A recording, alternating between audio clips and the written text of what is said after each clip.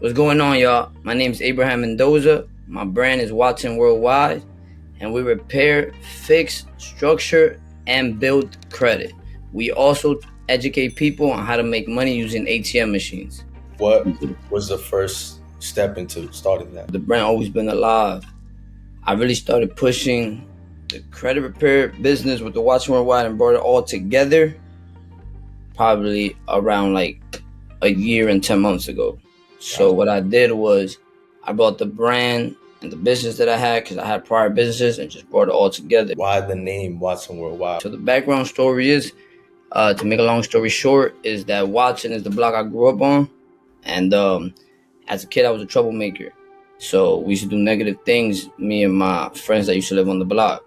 So we have a slogan is that we're turning a negative into a positive.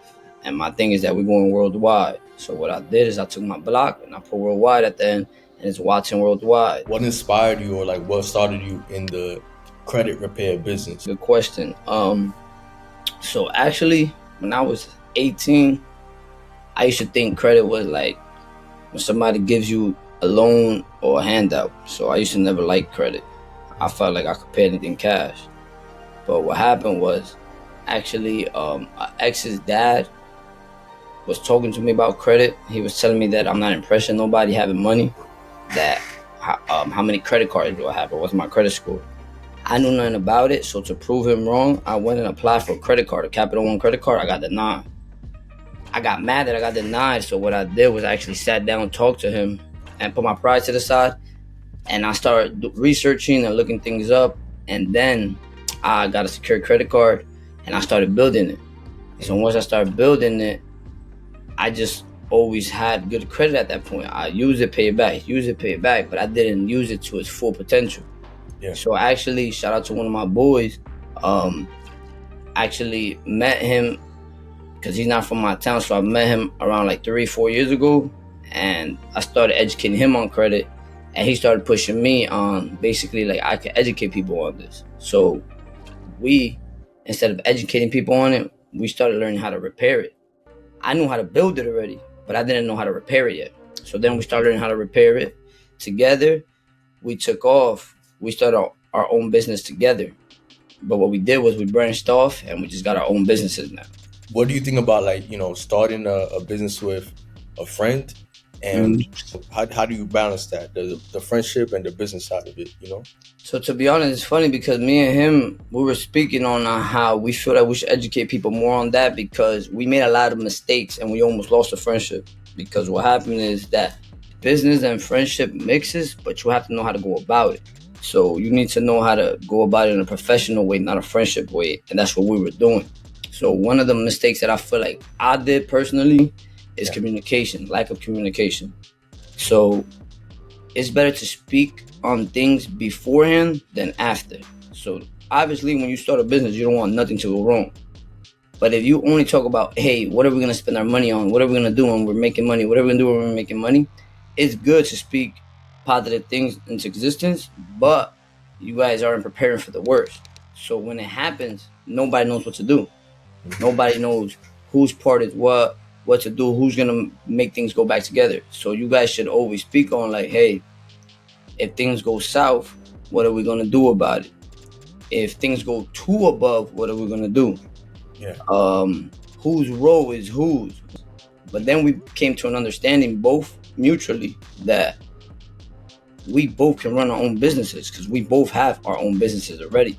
Yeah. We just respected the fact that we would sit here and study, learn together. So we were like, you know what? We started from the bottom together. Let's come up together. You know? Yeah, but really, like, you don't have to be a partner in the actual business to technically be partners. So we can still be partners because we can help our businesses grow, because there's enough clients for everybody out there. You can start a business today. I'll teach you how to do it, right? But it's okay, because there's a lot of people around us with bad credit. So once we understood that and we have different crowds, then we're okay with it. So we lift each other instead of bringing each other down. I agree with you. Like, starting with a friend is difficult, because especially when you got history, you know what I mean? You have to learn how to balance it. That's a whole different, you got to shift your mindset, because if not, you could bump heads. Yeah. And I was going to say too, like, it's dope to see that the maturity as far as like when I'm hearing you speak of knowing like, okay, yo, my pride was in the way in this situation, Yeah. and understanding kind of like the dynamic. Because I think that like especially growing up like whatever type of environment, but whether you in the hood or whatever case you in, right? It's like everybody kind of want to be the guy, and Hmm. sometimes it gets in the way of growth. I was gonna ask you like, so you guys started the business, Yeah. then you branched out and developed Watson Worldwide. What's the core services that you provide for Watson Worldwide right now? The core services will be credit repair. So Credit. that's like the foundation. Okay. Um, I feel like that's just what stuck most because I was doing a lot of different things. Mhm. But I feel like before you start a business, before you progress in life, you don't need it, but it's very helpful. And you will need it later on for things like houses and cars. So credit's just a foundation. So that's Gotcha. just a stepping stone into evolving and getting to achieve or overachieve your goals. No, and I think it's important too, especially because like in the Latin community, like we don't really know how that works, and a lot of times, I got family members. I'm pretty sure you got family members. They take out a loan on a house. We have this idea of like, yo, you come to the U.S., get a Yeah. house, get a car, and stuff like that, not knowing how the game works. If you could break it down in the most simplest terms for anybody listening, like what are kind of the first steps you want to take when you're building up your credit? First step is you want to know what's your credit report. So when Okay. I say that, a lot of people don't know what that means. They think it's the score. Hmm. So when people tell me, "Hey, Abe, I have bad credit," I'll be like, "What's wrong with your report?" They'll be like, "Oh, I have a 650 or a 600 or 500." But what's wrong with the report? That what you mean? The report, the way I explain it to people is like a report card, right? So like what's on it, like when the teachers write like the quarterly, what's going on, why you're getting the bad grades, why you're getting the good grades, that's what matters the most. So if your utilization is high, your credit's gonna be low, things like that. So you want to know it and you want to know why it's bad, because you don't want to just have bad credit and say, "Oh, I have bad credit, but I don't know why." Because when you have good credit, you're not gonna know why. So you're never gonna know why you have it. It's gonna go up and down. You're not gonna know how to maintain it. So first, you have to at least understand it. You don't have to go above and beyond and know everything, but you have to at least understand your credit report. The So basic. exactly. And Got then you. I always tell my clients and people around me that I feel like you should always have a 700 and no. Technically, the banks say 680 and up is great. I mean, good. I apologize, but to me, I'm not satisfied below 700. Got you. That's just me. So first, you want to know what's your credit report, your credit score. You want to monitor it. If you want to use free apps, Credit Karma. You can use Experian because Credit Karma gives you your TransUnion and Equifax score, and then Experian gives you your free Experian score. So that's what Got you you. want to do first. And for And people, my bad, not to cut you off, but I was gonna say for what? people who don't understand what that is, like Yeah, experience score, that's the credit card score, right?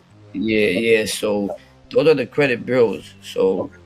there are three major companies. So like when you get your credit ran by like a mortgage lender, a bank, or when you go apply for something, they're Mhm. gonna go run your credit report. So Got you. your credit score is made up by these companies: Experian, TransUnion, and Equifax. So sometimes when you go apply for something, only one company might pull it, but maybe sometimes all three. You Okay. understand? So you want to know, you want to monitor all three because they could be all three different scores. Like they're most likely never going to be the same, but they shouldn't be too off. So Got you. you want to look at all three of them, not just one of them or two of them. Got you. And I was gonna ask you too. It's kind of like a side note because a lot of people they hear like, oh, pulling my credit, and a lot of people think like, oh, if they all pull my credit, it's gonna lower my credit. Is that true? If the banks do a soft pull, a soft inquiry on your credit report, then it will not affect your credit report. If they do a hard pull, which is a hard inquiry, it will affect your credit score. Because what it is, it's reporting on your credit report as someone ran your credit. If they didn't approve you, it shows that they ran it and they didn't approve you. So now when you go apply at another bank for the credit card, they're going to say, if this person didn't approve you, why should I? Mm-hmm. You understand? So now, if you did get approved, even if you did for five, it's like if you got all those five credit cards, why do you want this one?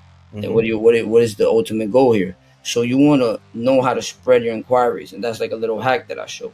So Let's say you get a credit card from Amex, they pull your Experian, or from Chase, they pull your Experian credit score.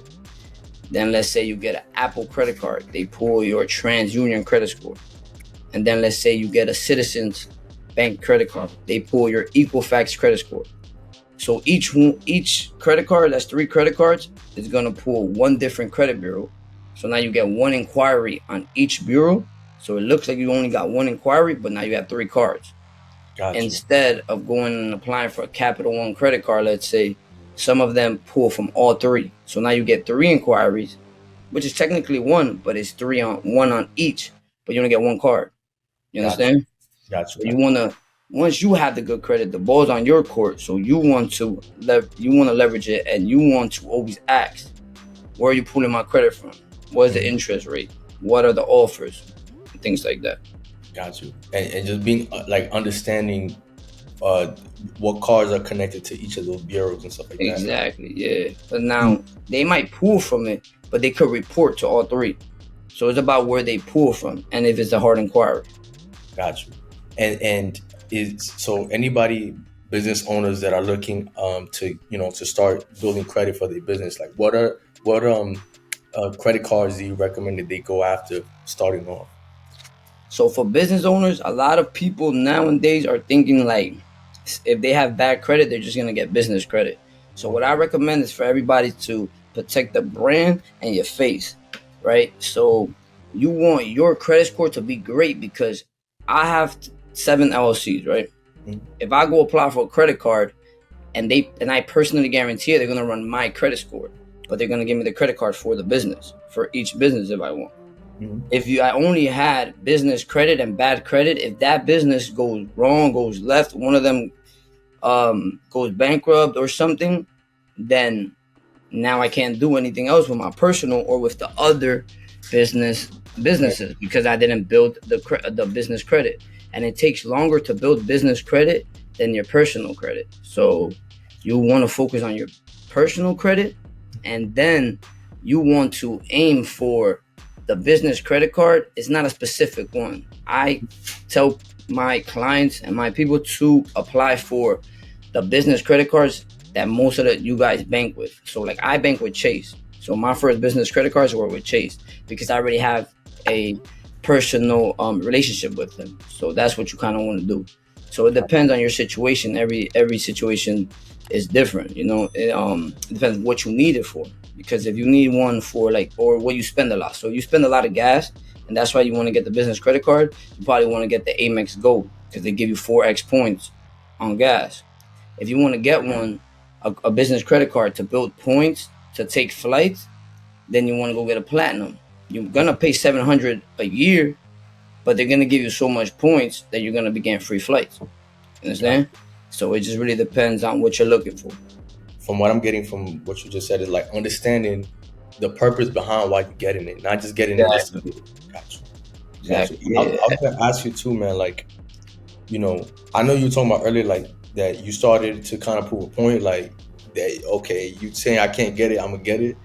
Yeah. What got you like, what got you so passionate about it? Where you're like, I'm gonna dedicate my time and my life to this, because that's like. That's interesting how you took that one little incident and then it kind of led you to where you at right now. What took me there is first and foremost, I'm a sore loser. I don't like losing, right? But what I do is, from my losses, I just learn how not to lose again. That's it, right? I don't just give up. I'm not that type of sore loser. So that's what I did there. But as well, I really noticed that he was right. At the beginning, I hated it because I had a $300 secured credit card. And they were telling me only to use 30%. 30% of that is $90. So I was like, what am I going to do with $90? But then, once I started getting accepted for $1,000, $3,000, $5,000, I was like, hold up. I can get a $10,000 credit card? I got accepted for a $23,000 credit card one time. I was like, whoa, this is insane. 0% interest rate for a whole year.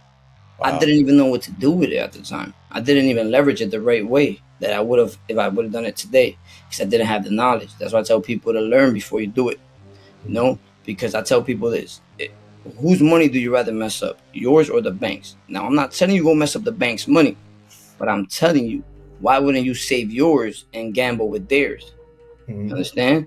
So now, if me and you go get a $20 credit card and we go buy $29 worth of shirts and we throw your logo and my logo on them and we sell it and we make 30,000, that's 10,000 in profit. We pay them back the 20,000, even if we get interest, right? And we give them 22,000. We still pocketed 8,000 off of their money. So we made something out of nothing. And then with the money that we have, cash, we can invest it in things that's only that you can only invest with cash. Gotcha. You understand? And for things like emergencies or stuff like that, because you need cash. So you want to keep them cash somewhere, but you want to use your credit to leverage. So that's what really took me to that level that I was like, yo, no, this is serious. So now I became passionate about it. And now when I talk to people about me repairing their credit, it's like, I'm not even convincing you to pay me. I'm convincing you to go get it because I know you'll thank me later. I tell people like this. I have over 100,000 in personal credit. If I find 9 more people like that, or if I get 9 people that have bad credit or no credit, and I build their credit, I can get them 100,000 in personal credit. Now we are worth $1 million. 10 of us are worth $1 million. Yeah. That's power. With the credit, especially like kind of zoning in more into like the Latin community, who do you see like utilize when you help them with their credit? You see utilize it and like they take off. To answer your question, but to say something as well, when I first started fixing credit, I kept fixing people's credit and they kept coming back with messed up credit again. Okay. So that's why now I always tell people, as I'm repairing your credit, become educated on how to use it. So I always ask the client, why do you want me to fix your credit? And if they don't know why, I try to get the why out of them. If not, I don't even want to repair their credit, because all I'm going to do is repair your credit for you not to use it. That's like me fixing your car for you to put it in the garage, right? Like, use your car. If not, why are you paying me to fix it? I'm not trying to take your money. Yeah. So most of the people that run with it, most of the times really now, are entrepreneurs that come to me already thinking, some of them think they know it all, some of them know enough.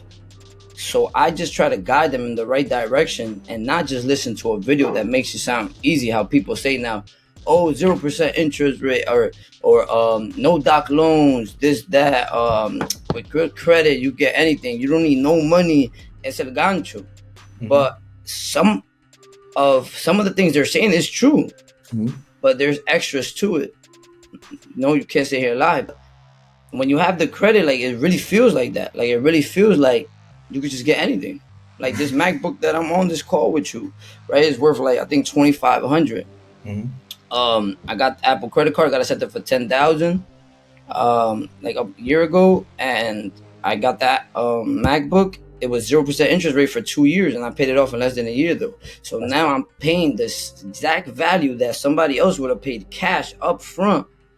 In 2 years, I had the time to pay it slowly if I want to. So now I can use my money to invest it somewhere else. And while it's going up, I could be paying off the MacBook. But this MacBook paid off itself because I made the money back using the MacBook.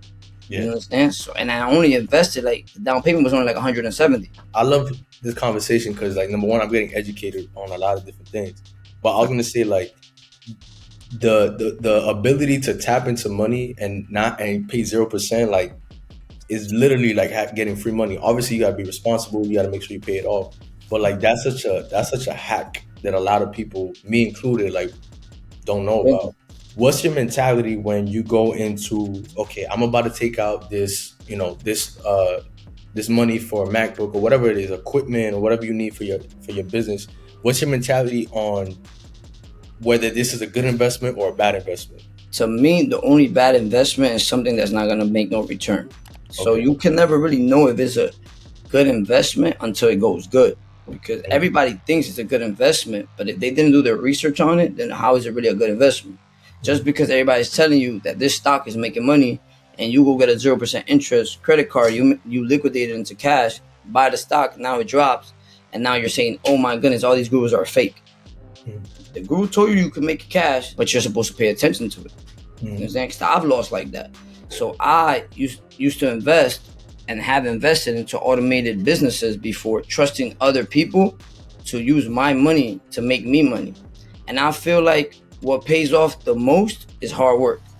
Mhm. So if I can get you the funding and you can put in the hard work, then there's still chance to lose, but it's very, very slim. You Yeah. understand? So that's just what it is. Like, the good investment is yourself. I mean, you grab the credit and you invest in yourself. You invest into your brand.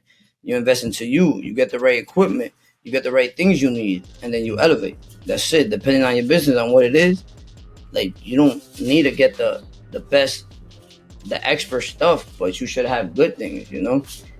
So if I need to invest into this MacBook, I'm gonna get it. It does things that other computers won't. It's not gonna mess up, and I make Wi-Fi money. What I mean by that is, all I need is Wi-Fi or a hotspot. I take Yeah. it on the go. I'm at the barbershop after I get a haircut. I'm checking somebody's credit report right Mhm. there. Somebody tells me the other day, they were like, "Oh, I'm gonna holler at you. So you could go with my report." I'm like, "Why you gotta holler at me if we could do it right now?" And they're like, "What do you mean?" I was like, "Hold up." I went to my car, got my little bag, and brought it out. I was like, "Come here, make a login." As he's getting a cut, makes a login, and I'm looking at his report, and I closed on him. For me, right at the barbershop. Right now, what you're talking about is like the entrepreneurial kind of grind and like, just moving and getting motion and stuff like that. Like, where did that come from? Like, where does that mentality of like I'm gonna get it by any means? Like, oh no, we're not waiting, we're doing it right now. Because I feel like that's something very particular to entrepreneurs, but also just like it's like a hunger. It's just some people got hunger and some people don't. Like, what drives you to be on top of it like that? To get it by any means, right, was my mentality, and that's really how I started my entrepreneur life, because I was always a salesman. When I was like, how old, like 12, 13, me and my cousin, we used to buy the candy boxes from Costco. Yeah. It was like $15, $14. They come like 30 candies in them. We used to go walk around downtown in our town. It's like a strip that's called downtown, and Yeah. we used to go selling the candy. And we used to profit the money, go buy another box, right? And we'll save and we'll save and we'll save. We liked counting money, and we always knew we wanted more, because we didn't grow up rich. We didn't grow up wealthy. Now, we didn't grow up poor. The reason why I say I didn't grow up poor is because I had a bed to sleep in. Mhm. It don't matter how many people was on the bed. I had a bed to sleep in. I'm good. As long as I have water, a bed to sleep in, and somewhere to shower, I'm straight. Understand? Yeah. So, people always want to say the sad story that they came from the bottom. Like, all right, yeah, I came from the bottom, but there's somebody below you. Mhm. So you can never, like, say you have the saddest story, somebody else does. Yeah. But once I noticed, like, I know how to make money and save it and be educated with it, then I wanted to make more. So then I started getting jobs, right? But then it wasn't enough. So I started doing wrong things. But then I started getting in trouble. So then I understood that I was chasing the wrong object, the wrong thing. Yeah. So I was in a never-ending race. If you chase money, if you chase a dollar sign, then your race will never end. You'll die still not even halfway through the race, because there's infinite money. Yeah. How much money you trying to get? Once you get $1,000 and you're young, you think you're rich. Then you waste it. Then you go get 10 and you think you're a millionaire. You waste it. Then you go get 100 and you're like, nobody can see me. And then it gets wasted. And then you're like, what's happening? Yeah. What's money? Mhm. What's money is power. When you could go buy a $500,000 house with a 3.5% interest rate, you never needed 100,000. You needed good credit and a little bit of working money. You could work at McDonald's for 2 years, get accepted for an FHA loan, which is 3.5, save some money, have the taxes, build your credit, and now you got a house. Yeah. Now you're worth more than the guy that's hustling on the block and you work at McDonald's. Even that example too, like the McDonald's example, is like a lot of people don't understand. Because like for me, I was before my first time saving up, where I set like a goal of like, I want to save up 10 bands. I was like, how am I gonna do it? And it's just like being creative with it, because a lot of times, it's just about how you look at things. It's like, okay, how do you break down this goal of like, I want to save up 10,000. I want to get an FHA loan. Like a lot of times, we don't have to like stretch ourselves, and you could do it with where you at right now. You just have to have like the discipline and and look at things from a different angle. Me and my guy talk about that all the time. Like, it's messed up because our generation now, everybody wants to be entrepreneurs, even me. Like, and we all feel like having a job is bad, but it's like when you have a job, you're gonna get paid. When you don't, you might not. Exactly, you're right. Consistently. When you have your own business, you have to pay to fund it. So I always tell people, like, I work.